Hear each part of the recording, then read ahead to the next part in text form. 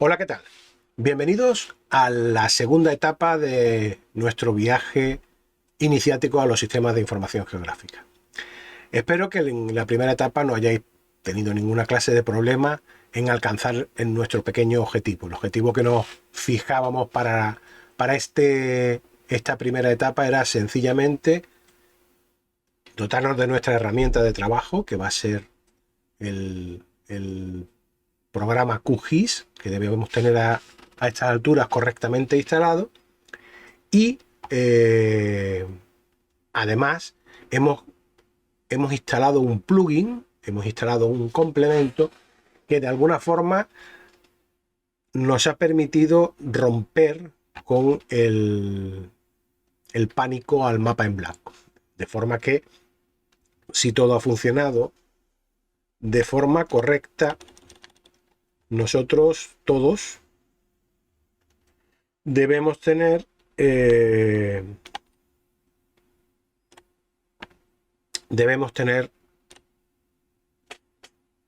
una situación parecida a esta. Si habéis tenido un poco de curiosidad, si os habéis desplazado, bueno, hay determinados iconos que son relativamente intuitivos y que obviamente son los mismos prácticamente en todas las aplicaciones que se crean empleando Windows. Sin embargo, tenemos algunos que ya son un poco específicos. No sé si habéis probado, por ejemplo, las lupas. Esta lupa de aquí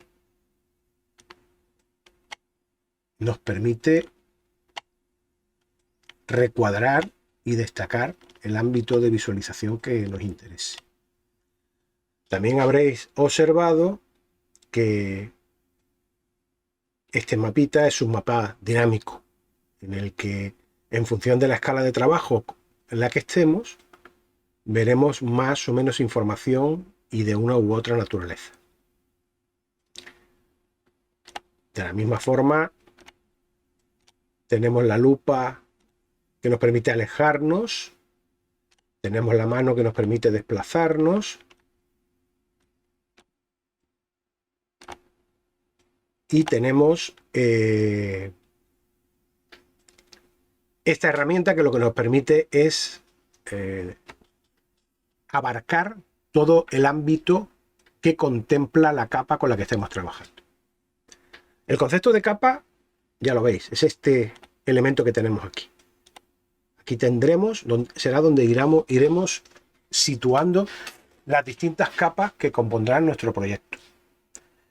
Aquí, en esta parte, dentro de lo que se denomina dentro de QGIS navegador, lo que vamos a tener son orígenes de datos.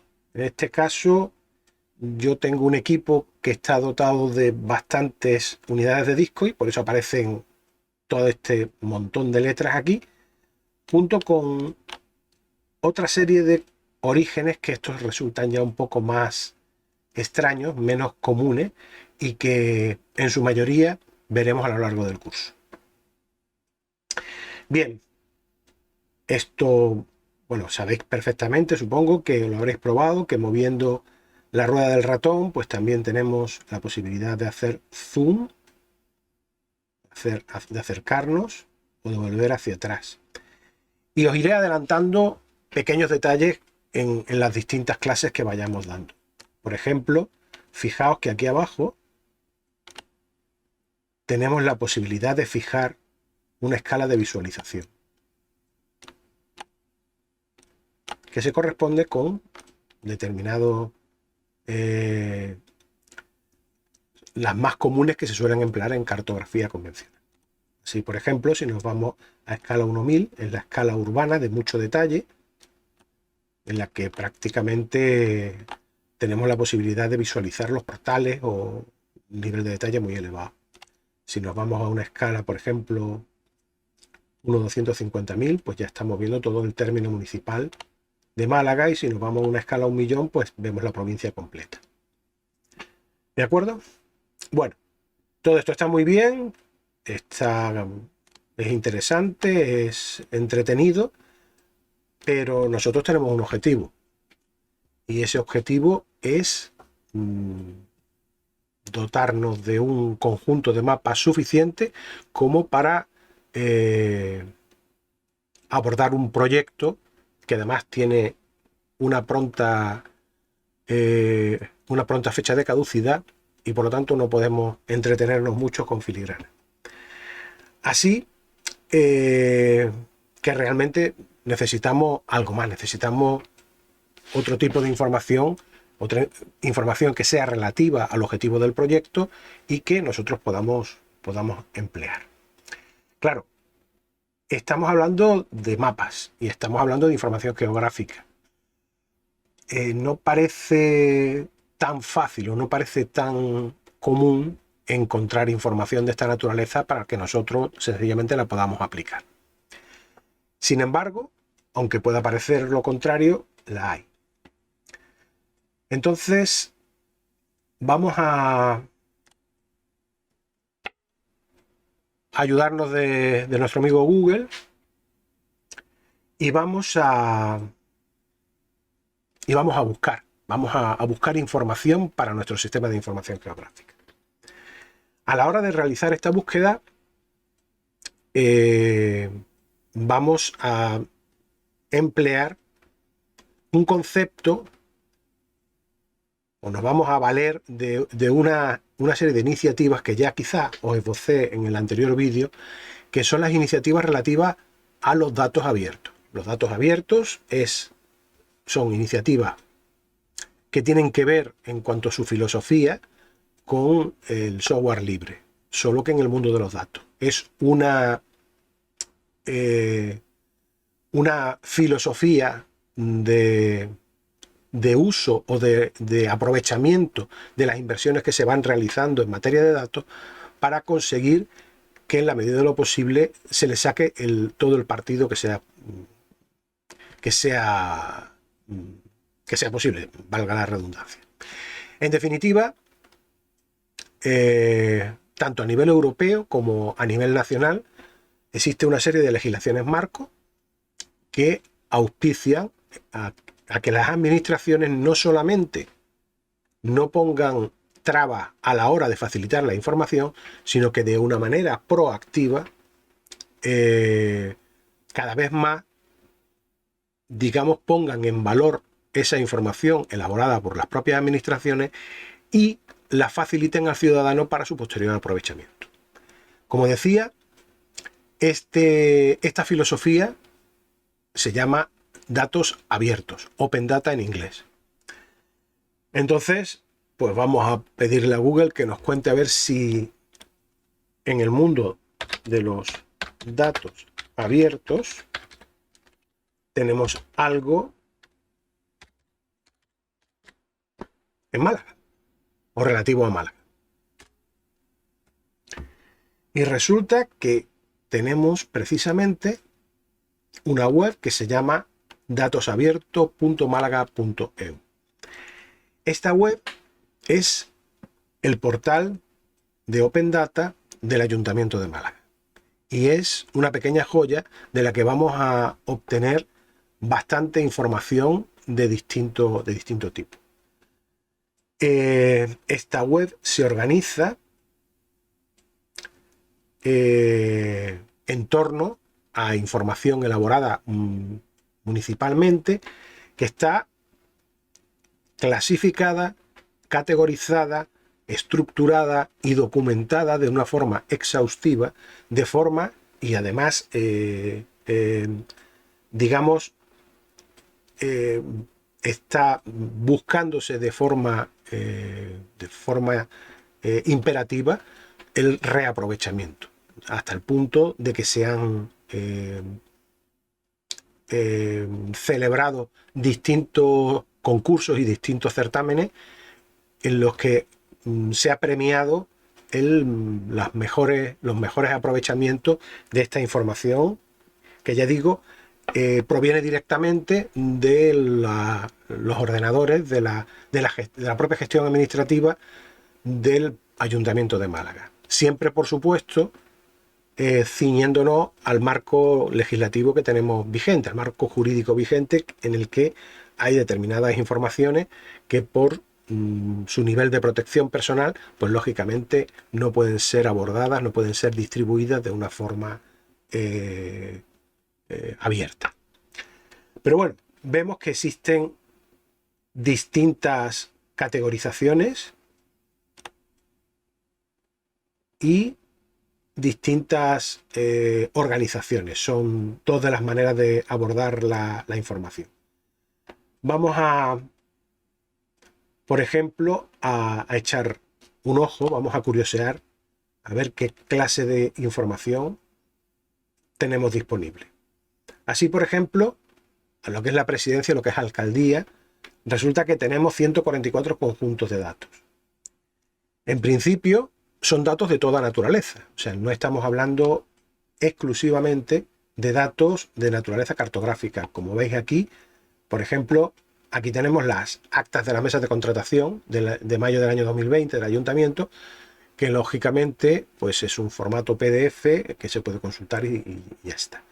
Pero sin embargo, aquí empiezan a aparecer,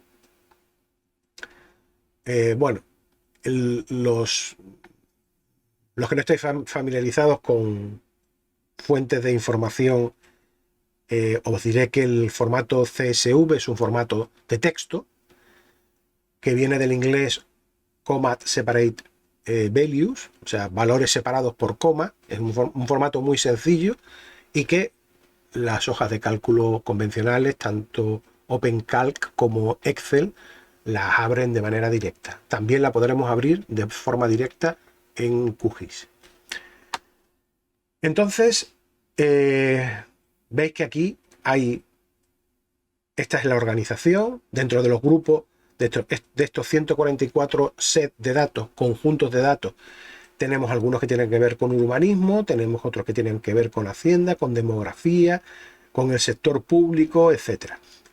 Además, también contamos con información relativa, pues, de acuerdo con las etiquetas de documentación que se han ido implementando, que tienen que ver con la Agenda 21, con el territorio, con presupuesto, con incidencia, con distintos elementos.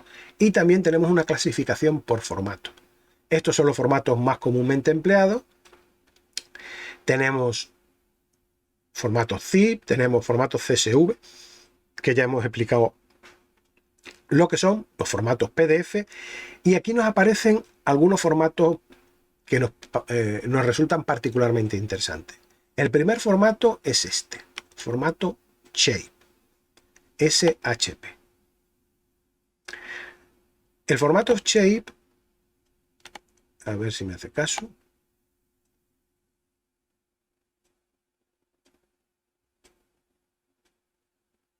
Bien, aquí lo tenemos.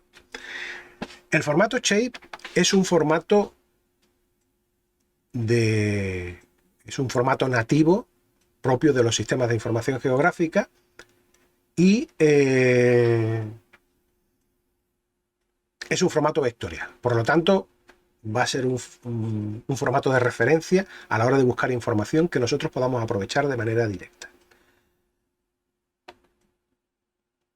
Como veis, tenemos algunas capas de información que resultan prometedoras. Pero antes de meternos directamente con ellas, vamos a volver a todos los formatos que teníamos, porque me interesa también que conozcamos algunos de sus primos cercanos, que son formatos también que tienen naturaleza geográfica. Así, por ejemplo, el formato GeoJSON es un formato empleado básicamente en aplicaciones web y también es un formato GIS, un formato más compacto, más moderno, más elaborado, pero que también podremos emplear. Además de poder buscar directamente de una forma categorizada, tenemos otra opción y es la de acceder mediante este botón al conjunto completo de datos. Entonces, tenemos todas las organizaciones, todos los grupos, todas las etiquetas y todos los formatos. Como ya os comentaba antes, en nuestro caso vamos a estar particularmente interesados por aquellos formatos que no solamente nos provean de información de tipo convencional, sino que además nos doten de cartografía, o sea, que tengan tengan un contenido de naturaleza espacial. Aquí tenemos los ficheros shape. Los ficheros shape los vamos a ver en un siguiente estadio, pero es una información GIS y es una información de naturaleza vectorial. También tenemos los ficheros GeoJSON, que ya hemos hablado de ellos. Tenemos los KML, aquellos que os guste bichear con Google Maps, sabéis que provienen de ese entorno y aquí también lo podemos aprovechar. Y luego tenemos ficheros en formato GML, que aparece aquí en mayúscula y minúscula, pero se trata del mismo formato, que también obedecen a estándares europeos. GML significa Geographic Markup Language, es decir, es un lenguaje de etiquetado, o sea, de descripción geográfica y nos permite también contener información de ese tipo. Vamos a ir a uno de los casos más sencillos. Supongamos que, dado que tenemos en nuestro QGIS la información correspondiente a Málaga, pero bueno, es una información, digamos, de tipo callejero, ¿no? O sea, una información orientada al ciudadano. Nosotros estamos trabajando en cuestiones vinculadas a la investigación y por lo tanto nos interesa otro tipo de división de la ciudad. Nos interesaría, por ejemplo, perimetrar los distintos distritos, puesto que mucha de la información con la que estamos trabajando se refiere a esos distritos. ¿Cuáles son los distritos de Málaga y cómo los podríamos dibujar sobre nuestro mapa? Bueno, vamos a hacer el recorrido completo. Estamos en nuestro portal de datos abiertos, hemos accedido a buscar conjuntos de datos y vamos directamente a interesarnos por los distritos. Por lo tanto, escribimos distritos. Y aquí tenemos los resultados. En primer lugar, fijaos que lo que tenemos son planos de distritos municipales en formato PDF. Obviamente están pensados para ser consumidos de forma directa por usuarios finales, es decir, aquellas personas que necesiten obtener un plano de un determinado distrito de la ciudad, con esto lo va a tener resuelto.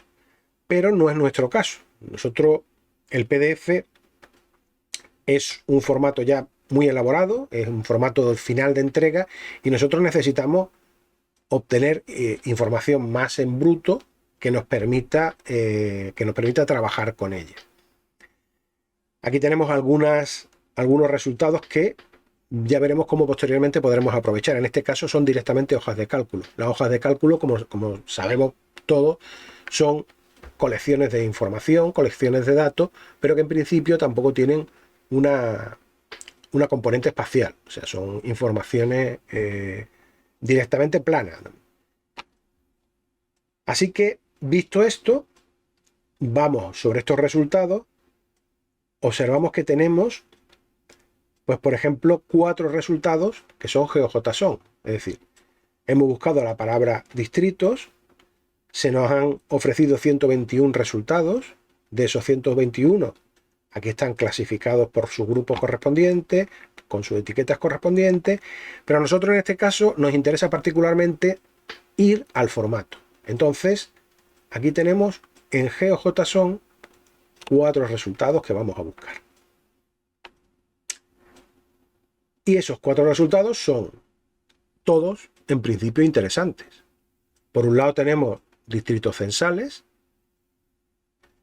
que nos van a ser de mucha utilidad para toda aquella información que tengamos vinculada a los distritos censales, por ejemplo, las cuestiones relacionadas con demografía. Por otra parte, tenemos los distritos municipales. La mayor parte de las estadísticas que tienen su origen en el ayuntamiento suele estar agregada o bien por distritos municipales o por barrios. Los distritos postales, que tampoco son, es también una fuente que nos puede interesar, e incluso también tenemos información de callejeros. Bueno, para empezar vamos a acercarnos de una forma sencilla y progresiva a la resolución de nuestro problema. Es decir, vamos a intentar obtener información que volcar sobre nuestro mapa donde aparezcan los distritos municipales. Por lo tanto, vamos a solicitar, vamos a pinchar sobre el distrito municipal dentro del sistema de información cartográfica del ayuntamiento.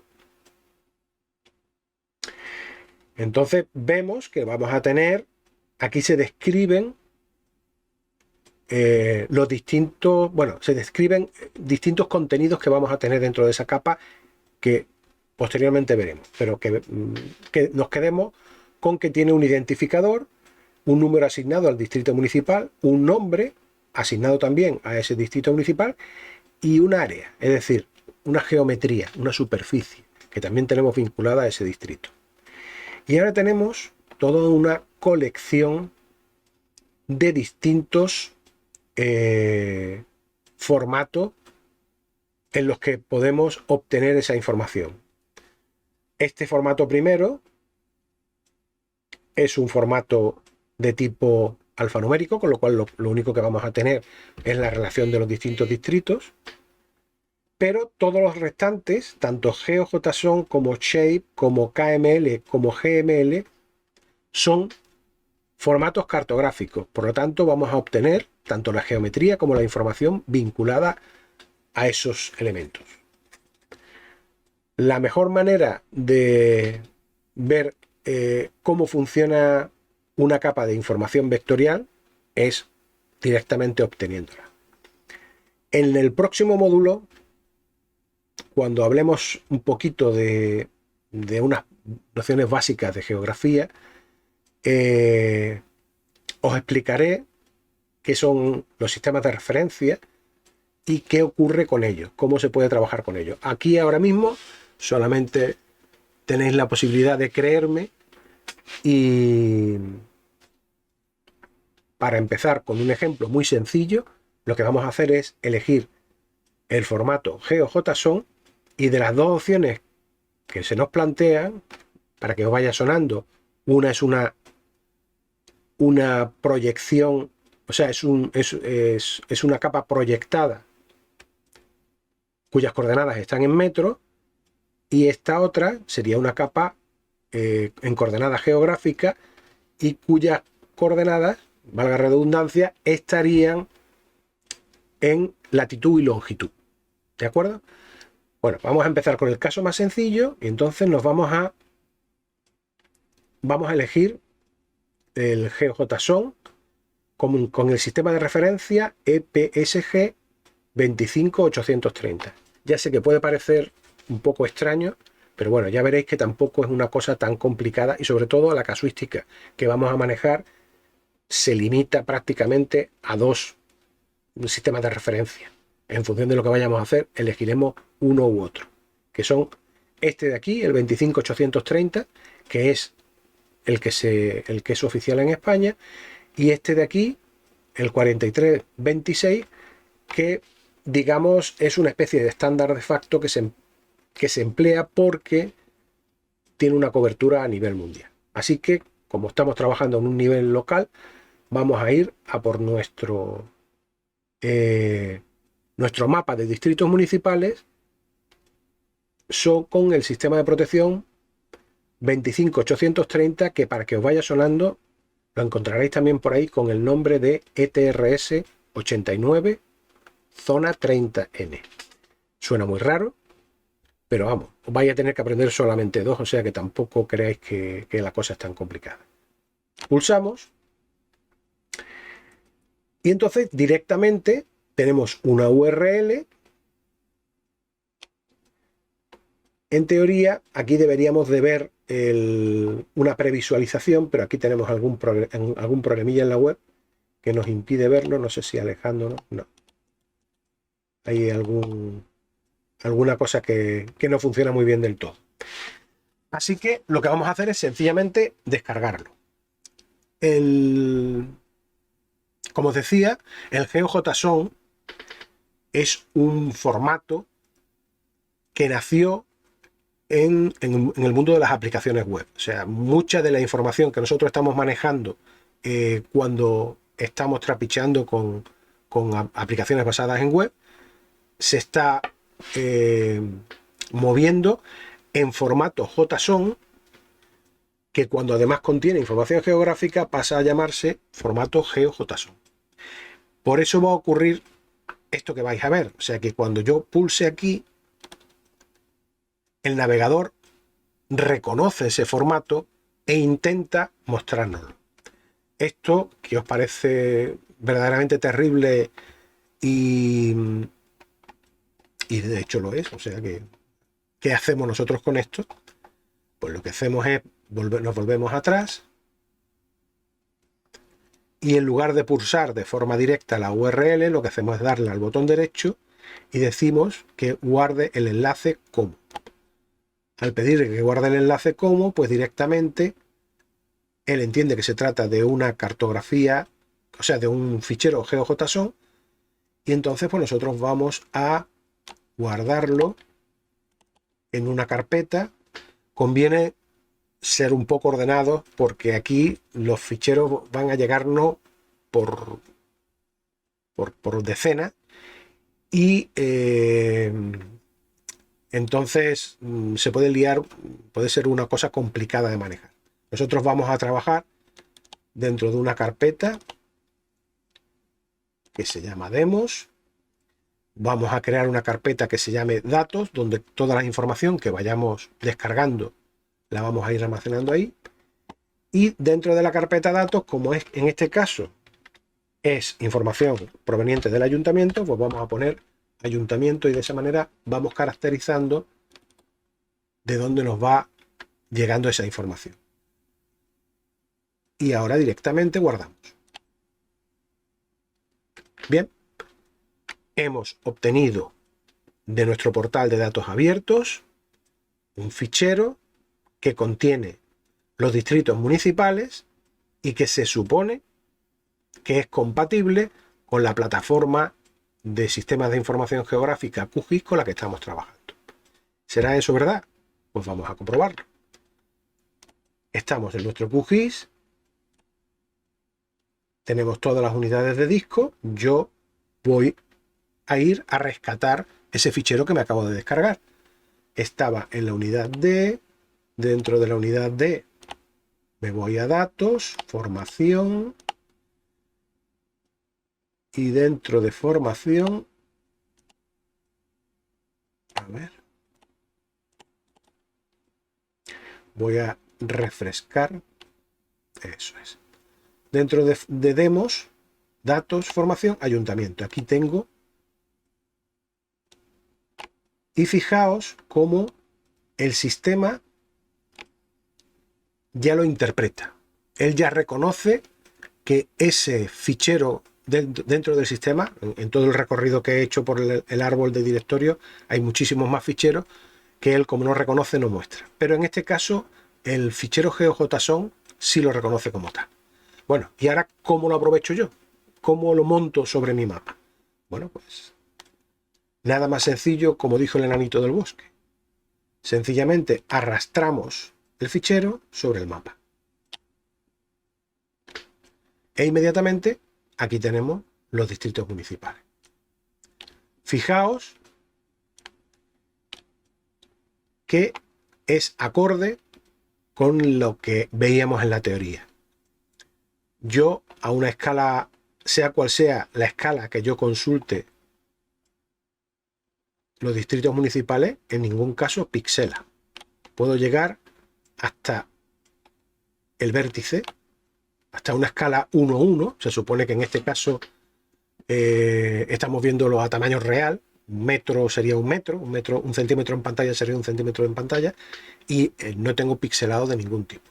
O sea que nosotros a lo que estamos accediendo es realmente a una lo que contenía el fichero GeoJSON es una geometría formada por distintos vértices que, convenientemente concatenados, nos dan los recintos de cada uno de los distritos municipales.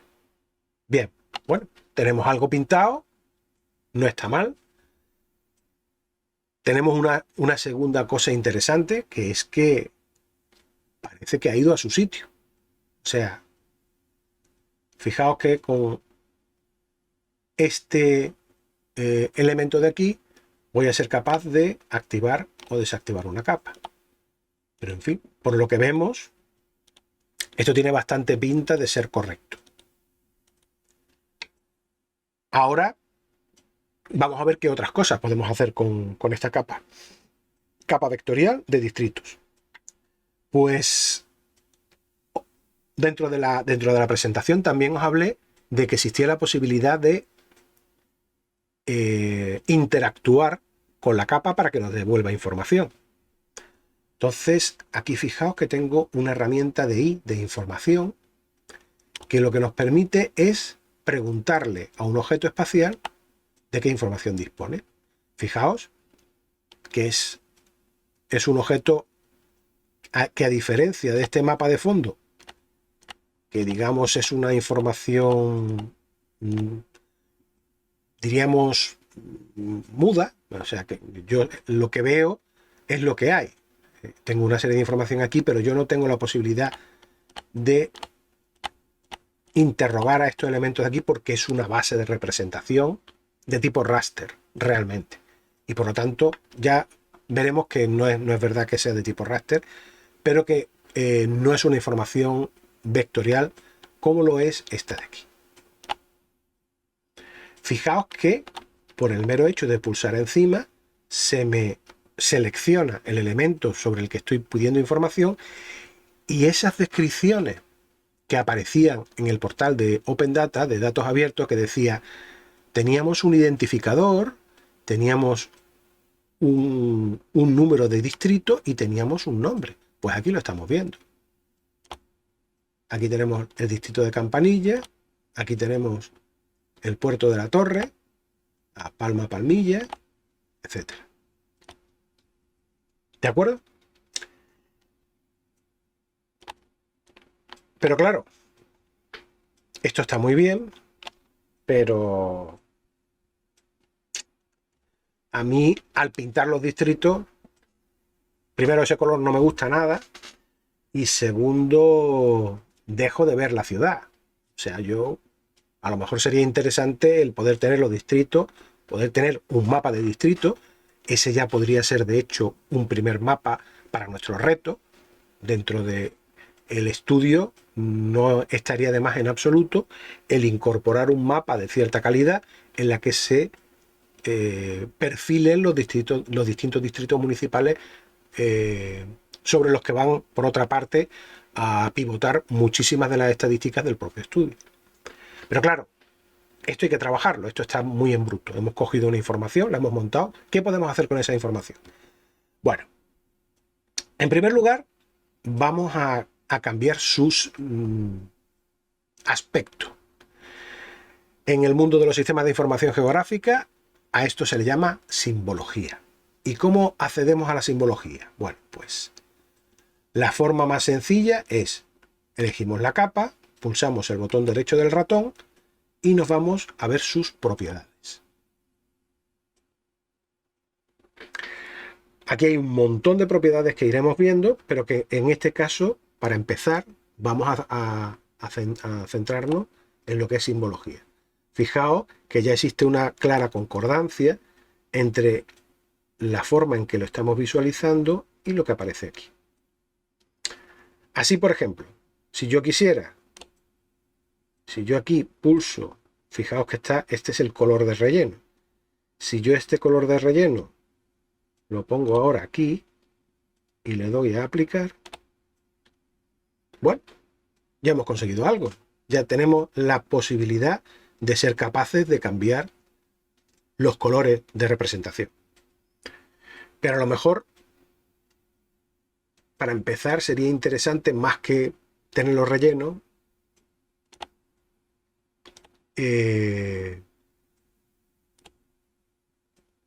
cambiar esa representación, cambiar ese relleno por un relleno transparente.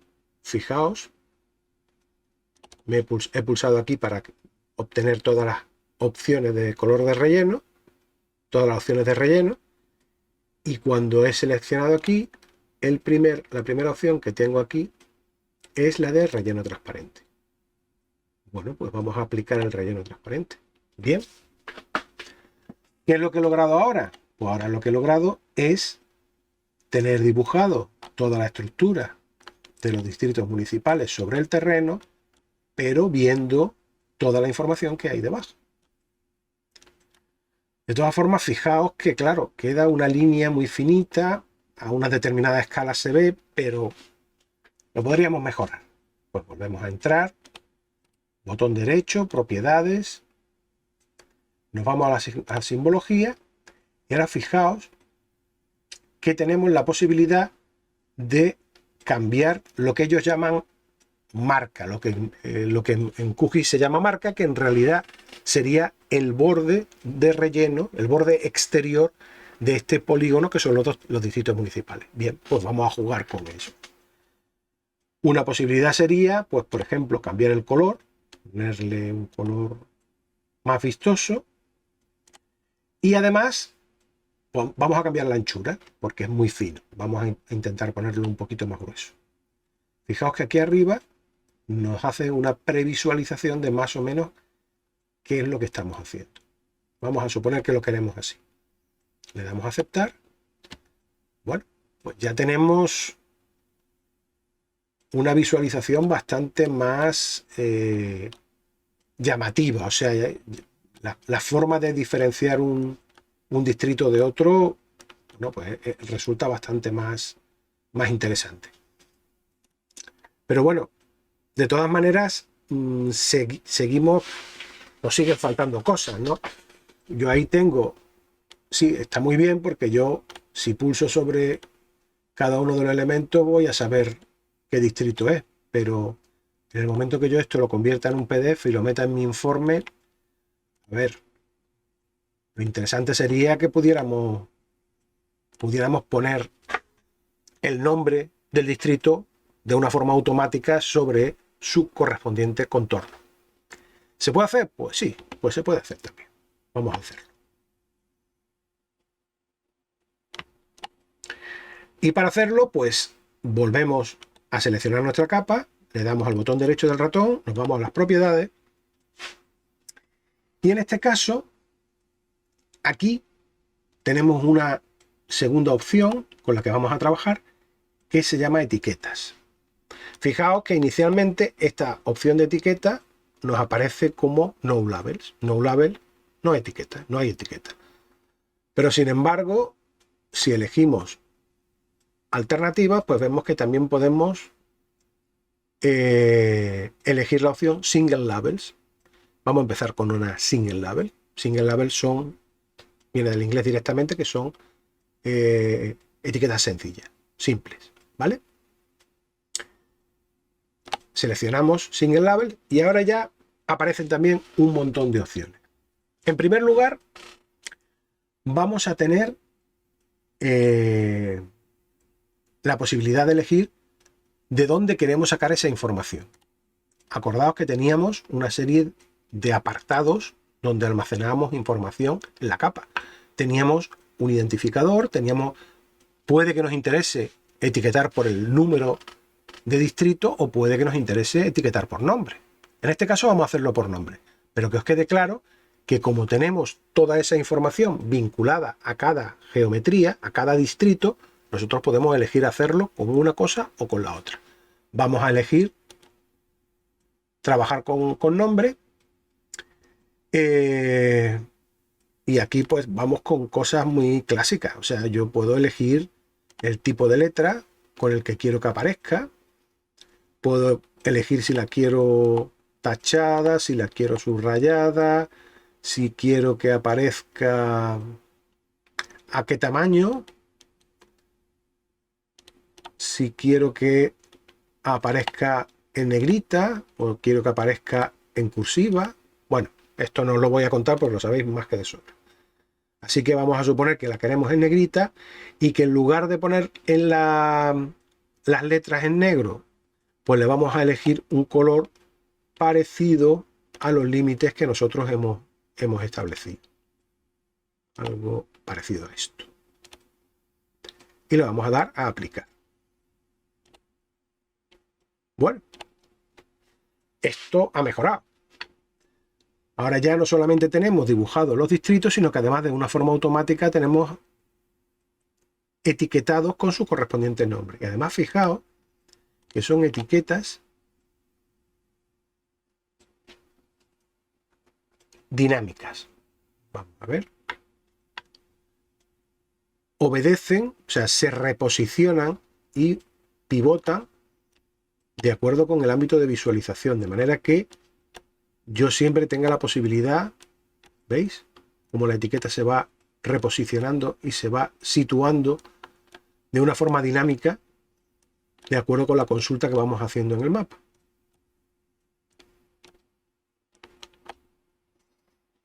Bien, pues ahora mismo vamos a dejarlo aquí.